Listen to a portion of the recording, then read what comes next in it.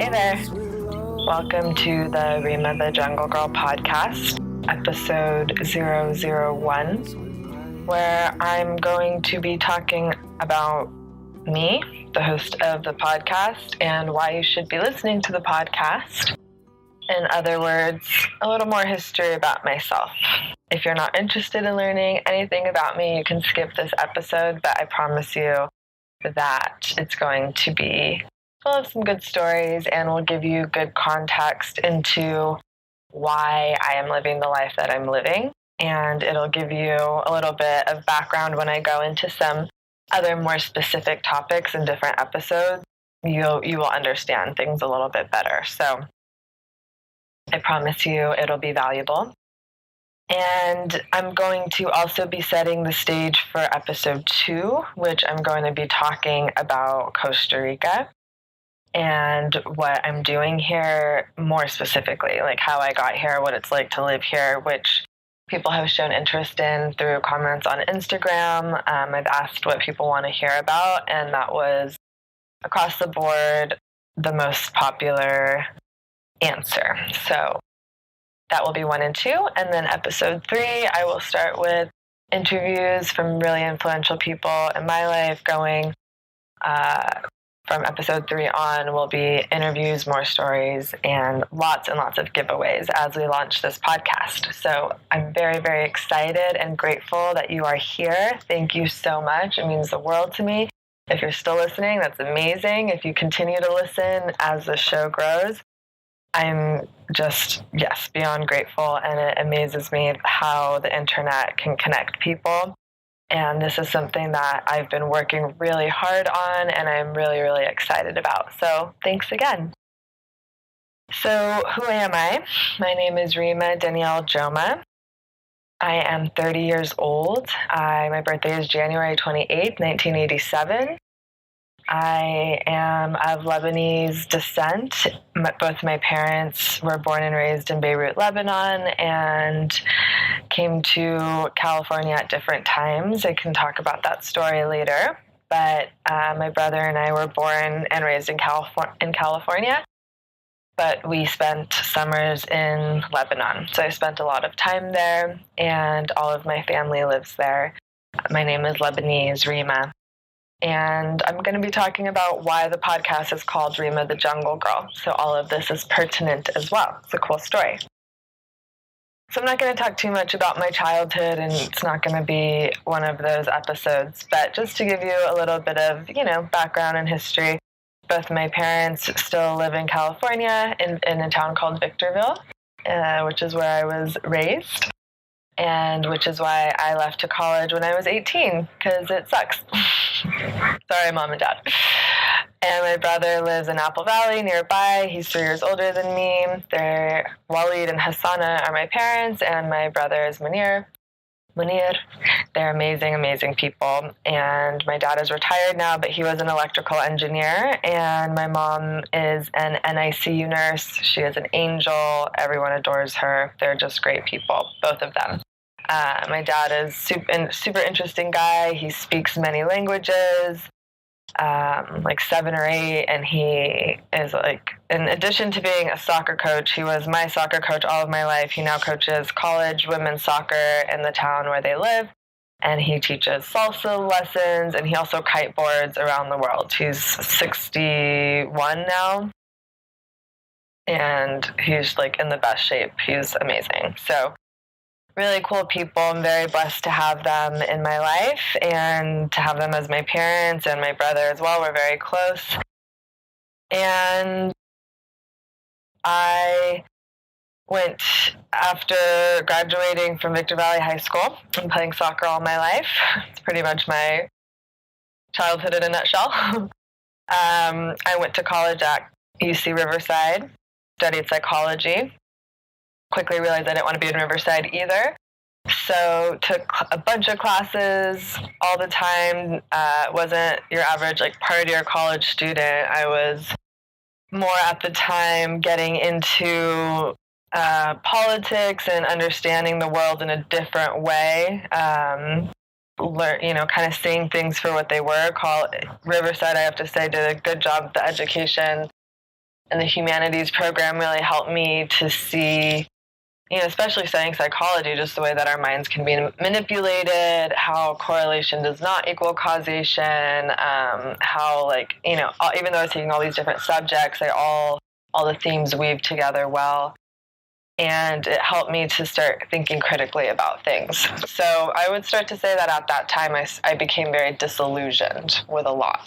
And I think that caused me to become angry early on. I spent a lot of my 20s angry. I was an animal activist as well, but this was before that. At the time, I wanted to finish psychology and become a doctor of psychology to get the PsyD, it's called. It's not a PhD, but it's similar. And a friend and I did a research experiment in the psycholinguistics lab. I finished in 2.5 years with honors, and we did that experiment. It was basically a full research experiment from beginning to end. So I had, gotten some experience in that and being able to actually read research experiments and to really understand the concept of following the money. So this is something early on that I understood about advertising, and I started to see about the healthcare system, and I wasn't vegan at the time, so I'm getting to that point in the story. Can't believe I haven't mentioned that yet in the podcast. It's like 7 minutes in. It's the first time I've said it. Wow. So at the time I wasn't vegan yet, but I was starting to just understand. I'd always been healthy. I started cooking my own food when I was 14. I would go to the store and get my own. My parents always, they worked a lot, and I played soccer, so I would just make salads, and I stopped drinking sodas and packaged processed foods on my own. Had a huge sweet tooth growing up, and so I really wanted to cut that out. And so in college, I was more kind of studying about digestion and fasting and doing enemas at home instead of going to parties and, doing things like that. I was smoking weed at home by myself and studying Arabic and Spanish. So I'm a huge nerd. I didn't have many friends. In college, I chose Riverside because a lot of my friends who were also kind of anti-system and anti-government lived around that area. They didn't go to school with me, but I wanted to stay close with them. And they kind of sold out too. Sorry, guys, if you're listening to this, but I just wanted something more. So I graduated from Riverside in 2008, and I applied for many doctorate programs, and luckily didn't get into any that I wanted. But I got into Pepperdine for the master's program, and at the time was like, okay, I'll do the master's program and then do the doctorate. And spoiler alert, I didn't end up doing the doctorate, but I did the master's in clinical psychology. It's a 2-year program. It's called the Masters of Clinical Psychology with an emphasis in marriage and family therapy. So essentially the program sets you on the track to get your license in therapy. And through that experience, my entire life changed. I was living in Calabasas at first. I immediately was working at Moonshadows in Malibu. That's a whole other thing I could talk about. Lots of great stories came out of this time in my life. And I'd always believed in magic, but this is when magic really started happening for me in my life. And I do believe in magic, in energy, if that's what you want to call it. I have a very logical view of everything. I see energy simply being energy, like when you turn a light bulb on, there's energy. But I'm not going to start talking about that now. I'm going to stay on topic.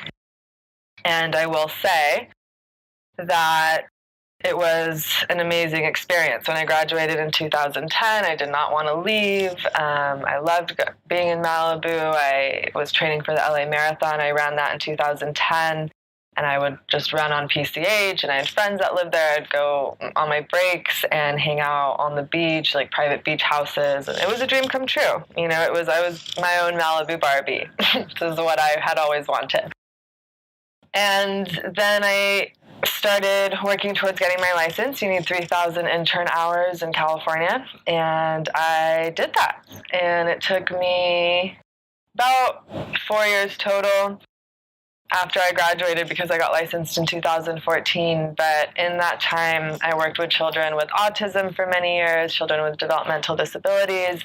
I worked in San Pedro, California in a counseling center, and I worked in the schools around that area, the elementary, junior high, and high schools, with some of the gang issues as well, some gang violence. And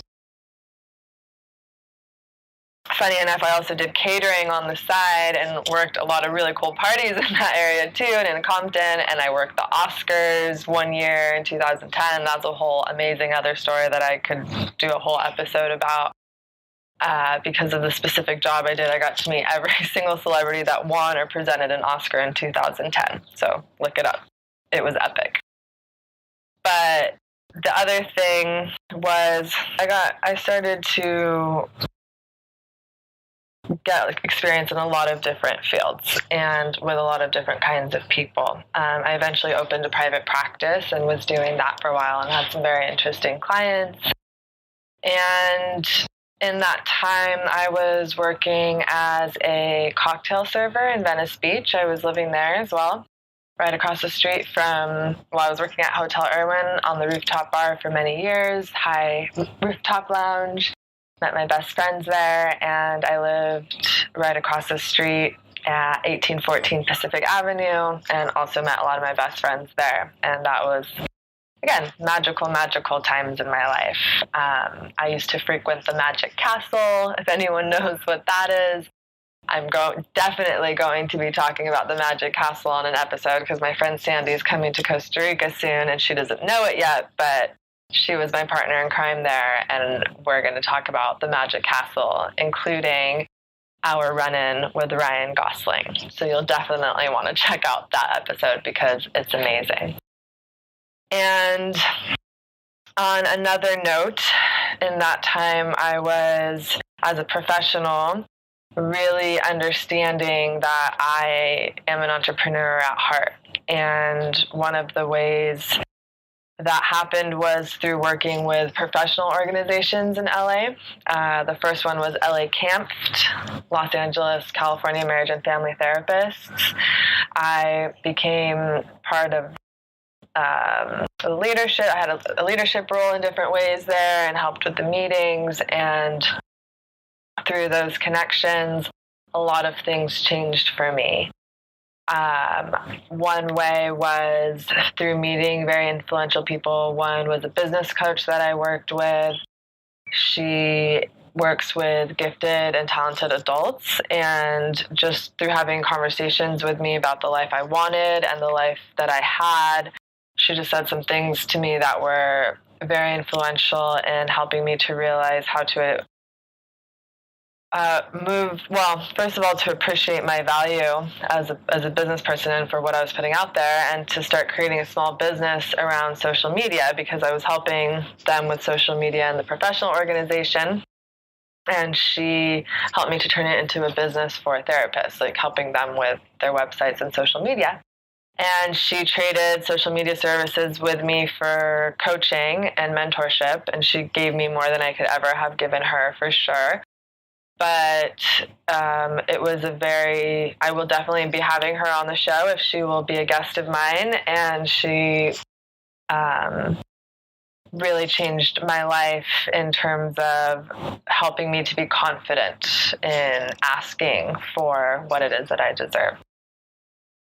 Through working at the professional organization, a few things happened that I want to talk about that are pertinent to this story. The first one is that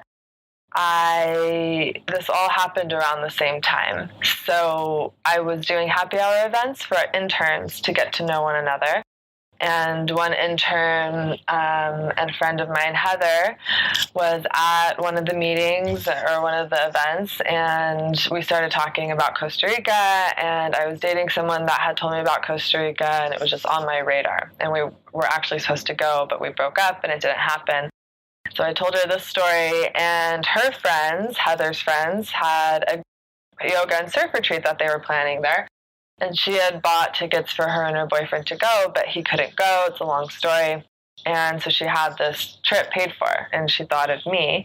She knew I wanted to go. And, this is how energy and manifestation works. It's just simply because I had been talking about it, I got this opportunity. So 2 weeks before the trip, I found out I was going, and my trip here was to Santa Teresa was simply a most magical experience. And I'm going to cut that off there because I'm about to talk about it in episode 2. So to be continued, I will pick up there and it will go into exactly how everything worked out. But for now, I will just say that it changed my life.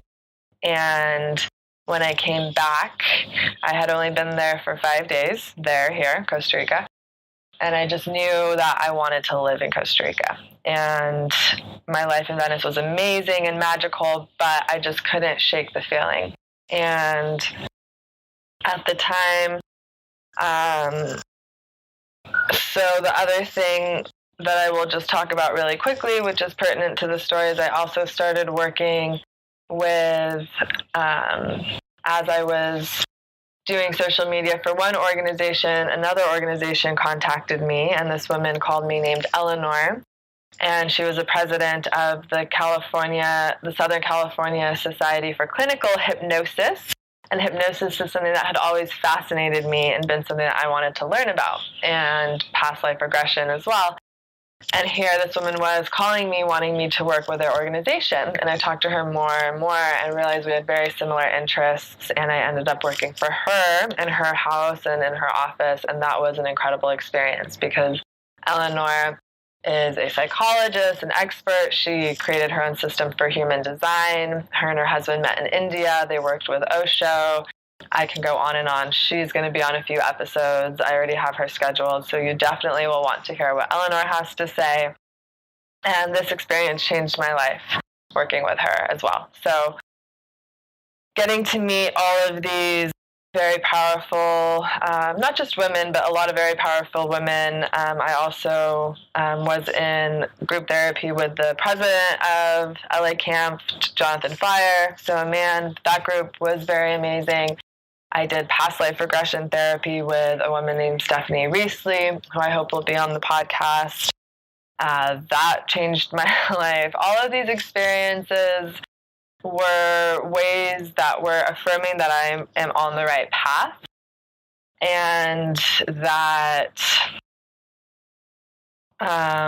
things are just going to get better and better. So that is that time in a nutshell. So as I was continuing to get my internship hours, so now I'll go back to having come back from Costa Rica and it being on my mind as somewhere that I wanted to live. This is the Rima the Jungle Girl story. Speaking of knowing that you're on the right path, I was living in Venice Beach at 1814 and telling everyone that I'm going to live in Costa Rica, and everyone's like, what are you talking about? You're crazy. And I'm like, okay, just wait and see. This was September. In December, one of my neighbors in the building had gone home to Ohio for Christmas, and him and I were friends, but not like close friends. And he comes back and tells me that he bought me a present for Christmas. And I was like, oh, well, I didn't buy you anything. That's kind of weird, but thanks. And he's like, no. When you see it, you'll understand. And I was like, okay, what is it? And he pulls out a comic book from the 1970s, and it's a DC comic book, and it's Rima the Jungle Girl. And it's spelled the same exact way, Rima, that I spell my name. And I'm like, what is this?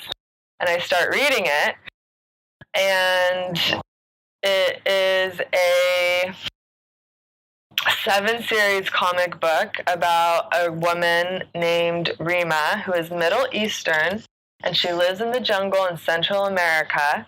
It's Venezuela in this story, but whatever. And she uses her magical powers and her song and a secret language to speak to animals to get them to kill and hurt poachers and hunters and people that destroy the jungle. In other words, she's a vegan superhero, like a vegan female superhero, like the original one. And I was like, what? What is this? It's like a prophecy, what is this? And the term vegan wasn't really popular at the time, so it doesn't actually say that. But in the story, it's if her grandfather or anyone tries to eat meat, she like goes crazy on them, and it's pretty much me. So I'll talk more about the vegan thing coming up, because of course I can't not talk about it. But I was just floored that like this came up in my life right after I'm like telling everyone I'm going to go to Costa Rica, and everyone was like, did not realize how magical I was. So I was like, I can't be anything for Halloween other than Rima the Jungle Girl now, and everyone just thought I made it up. But I bought the domain even though I hadn't started the blog yet, because it was just so perfect. And upon researching it more, it's actually a book that was written in the 1800s called Green Mansions about Rima, and it's a love story. And a movie was made in 1948 where Audrey Hepburn plays Rima. So it's actually a really cool story that nobody really knows about, but I'm going to take it on because I am now Rima the Jungle Girl. This has come true in so many ways. And at the time, it was just like, yeah, you're on the right path. Like, doesn't matter what anybody tells you. There's a freaking comic book that is you telling you to do this. So, duh. And I essentially became her. And, well, I always was her. But anyway, so that's the Rima the Jungle Girl story. It's pretty hard to imagine naming my podcast or my website anything other than that, because I literally am just continuing the story on of her, and I'm a real life her, and yeah, it's perfect. So I want to talk a bit about vegan lifestyle and how I came to be vegan. This is not the episode about my vegan story. I'm sure that one will come soon, so I'm not going to spend too much time on it. But when I was 23 years old, my boyfriend and I at the time were in Santa Monica, and this was like when I was learning a lot about health, nutrition, and about how things are misconstrued in the media and how like what we're told isn't always true. And I will preface this by saying that I was not a vegetarian. I always ate beef and chicken, cows and chickens. But I never liked eggs, I never liked cheese, I never liked seafood. I always thought all those things smelled gross, and I didn't want to eat them or consume them, even though my parents tried to get me to consume them. And we didn't eat pork because my family is Muslim. So because of those reasons, I always kind of found eating certain things really weird, and milk was always like drinking milk. I didn't like the idea of it. And so one day we were making steaks for dinner, funny enough, and we had got Earthlings on Netflix and didn't know what it actually was, but my friend had told me that it was about health and nutrition, so we popped it in. And Earthlings is a documentary that is dubbed The Vegan Maker because it makes so many people go vegan, and that's all I'm going to say about it. But it's narrated by Joaquin Phoenix, and if you're into it, it's free online. I think earthlings.com is where you can find it. And I'll just say that we didn't finish our steaks. We kind of just looked at them, and 20 minutes into the movie, we're like, I guess we're vegan now. So that created a crazy mind shift for me. My whole life changed. I didn't go vegan for health reasons at all. In fact, I thought that you had to eat chicken and beef for protein, and just like everyone else thinks that you needed meat or protein. And when I realized that you actually don't, then I was pissed, because I was like, why do they tell us this? And then I found that it's actually not healthy for you to consume animal fats of any kind, which is a whole other topic. And so I was just like, forget this. I'm not going to play these games anymore. And then being vegan just was like super natural and lovely. and a relief.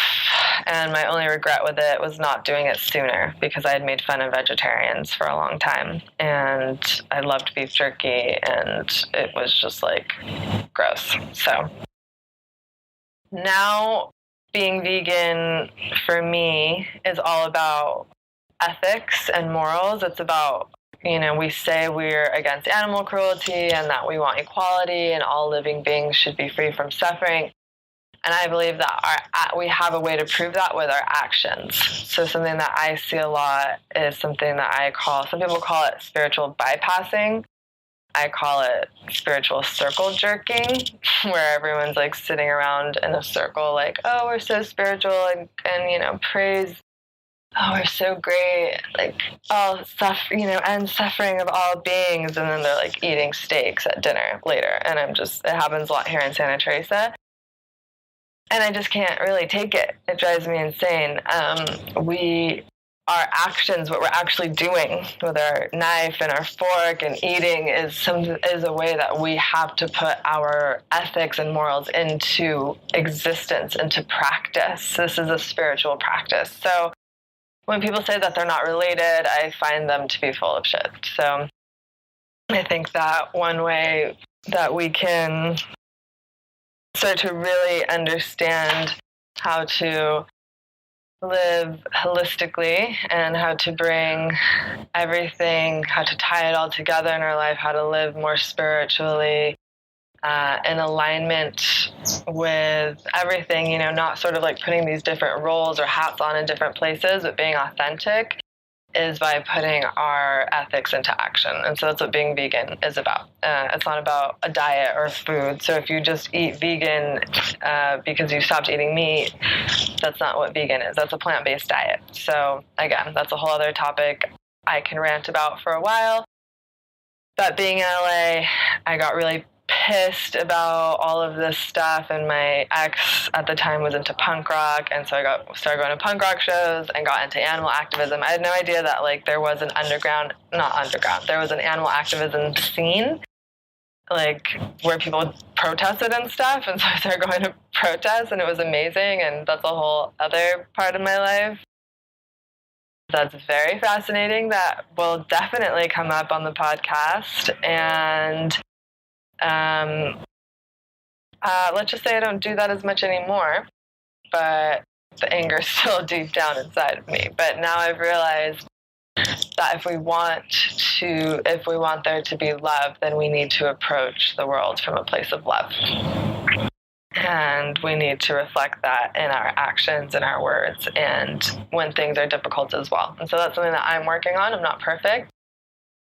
Being a hotel manager has helped me with that tremendously. Managing so many different employees and clients and yoga teachers and staff members, it's just been quite the experience. So I'm jumping way ahead now, but just want to say it's a work in progress.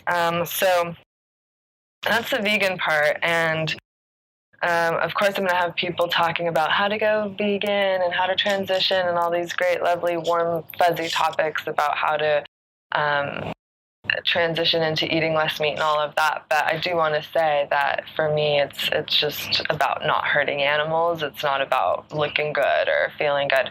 It's just about not being an asshole to other living beings. It's pretty simple. So if you don't want to be an asshole, just be vegan and learn about what that means. And I'm here to share that with you because it's really an amazing way to be. So as you can tell, I like to have fun. I don't like to take life too seriously. I don't take money too seriously. I think we should be spiritual about everything we do, and that is what I do, and I found success through that. So that's part of what I'm going to be talking about as well. So going back to chronologically following the story, I mean, I'm leaving tons out, of course, because it's like a 30-minute wrap-up of a decade of my life, but really trying to hit the main points here. And the next thing I want to talk about is yoga, because I don't think I've talked about that either yet, which is fascinating. Give myself a little pat on the back there. So I mentioned, I believe, that my father, yes, I played soccer, football, and yoga to me was like, no, that's a girly thing. I don't practice yoga. And even when I came to Costa Rica in 2012, I was actually not a yogi. Funny enough, I was a surfer, tried to surf, thought I was a surfer, but I didn't even go up to the yoga deck at Nautilus. So it's the first hotel I stayed at in Costa Rica. Again, we'll talk about that in episode 2.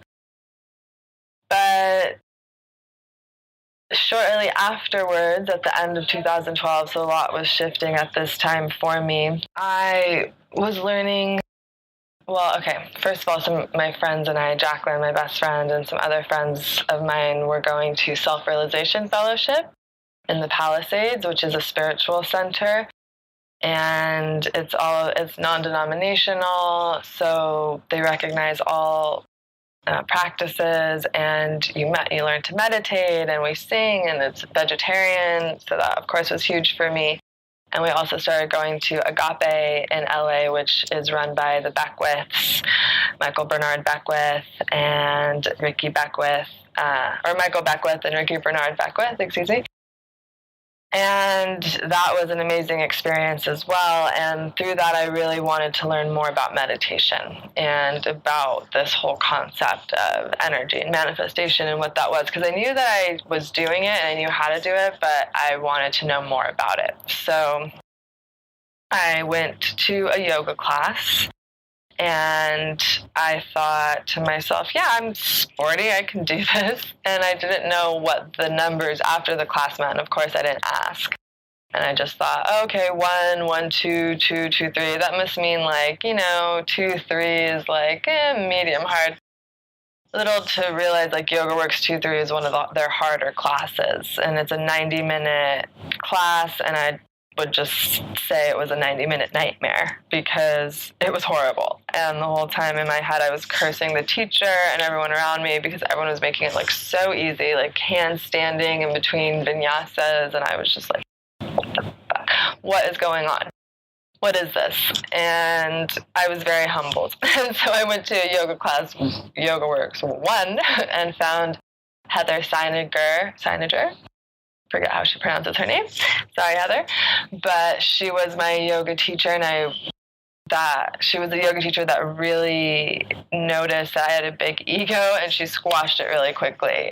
She's sarcastic and funny, which I love, and really humbled me anytime she would tell us to do something, and then she would be like, if you're good here, you can go to the next option. And I'd try to go to the next option, and she'd be like, I said if you're good there, and you're clearly not good there, so maybe you should go back, stay where you are. And really taught me that yoga is about, being in the moment. It's not about what the pose looks like. I really started to recognize my ego through that practice, and that was what yoga was for me and still is.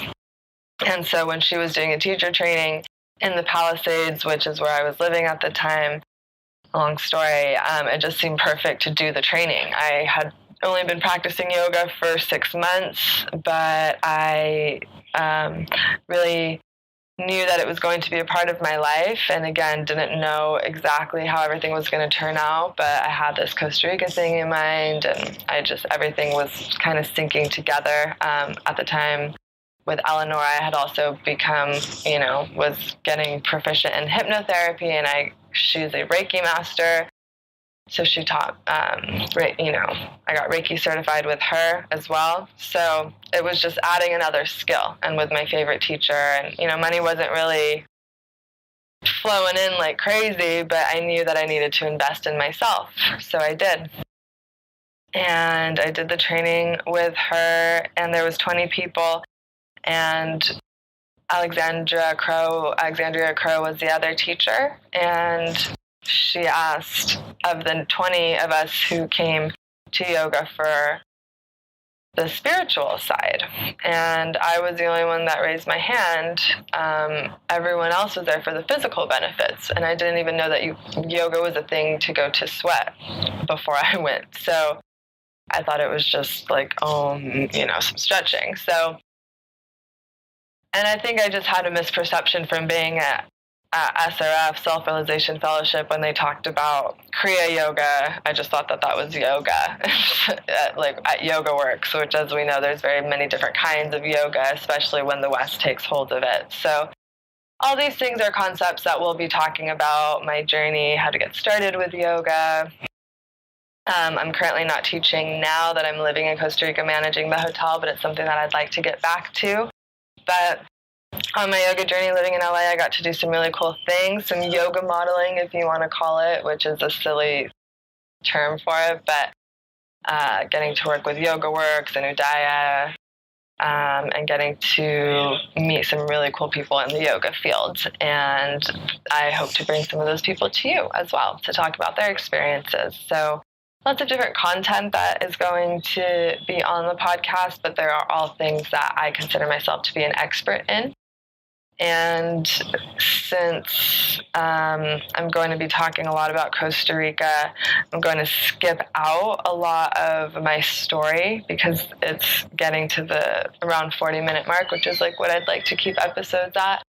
So I'm going to wrap up things nicely by jumping ahead. And we'll just say that during 2013 to now was when I was traveling back and forth to Costa Rica, and I started traveling a lot more. It's when I started my own Instagram, my blog, really started focusing on yoga. I also met my ex-husband, Pete. His brother was the apartment manager of my building in Venice. So that's how I met him and knew him from there. And we had our relationship. So we got married in Costa Rica, and we are now divorced. So I will talk about that in another episode. I'm going to have him on an episode soon and talking about redefining divorce, because him and I are great friends, and just telling the story of our wedding and how everything turned out, I think is important. It's an important story to share. So I'm not leaving things out with the intention of not talking about them. It's simply because I know there's going to be a whole other episodes on these topics.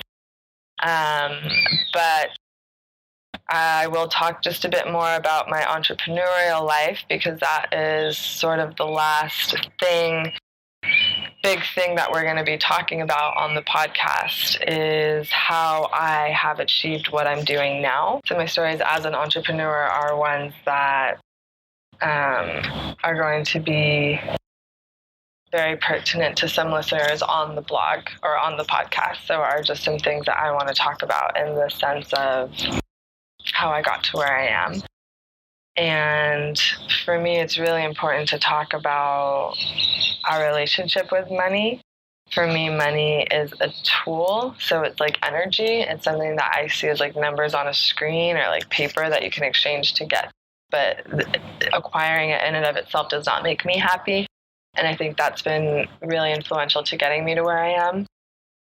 And that's something that we'll be talking a lot about. And I am hoping to get some authors of some books that really influenced me into getting where I am to talk to us about these topics, because I think this is like a really tightly kept secret in the business world, and something that should be talked about more often, especially among yogis and wellness entrepreneurs who sometimes have a hard time with the concept of money in business. And to wrap things up, I'll just say that I started a social media company when I was an intern. Then I started my private practice, and I was teaching yoga. And then I started doing yoga retreats in Costa Rica. And through that, I started meeting a lot of people here, was traveling back and forth.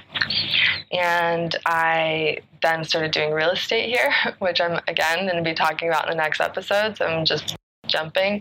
And that's how I met the owner of the hotel I now manage. And that is how I ended up here. So now doing the podcast is my next pursuit, and being a little bit more location independent and being able to produce some really great content for people. And we'll just wrap it up by saying I'm a very positive person, and I want to share my tips on wellness with you. Natural living, on how you can reclaim your health, your happiness, your freedom. Those are very important concepts for me in my work, both as a therapist and now as hopefully a podcast host, and just being empowering for you. So I really hope that you stick around, that you enjoy this, and you turn it into something that is going to be beneficial for you. And what I mean by that is reaching out to me and telling me what it is that you want to hear. My podcast is rimathejunglegirl.com/podcast. It's going to be on iTunes, YouTube, all those places. Again, I'm on Instagram at Rima_Danielle, and I hope that you have a beautiful day.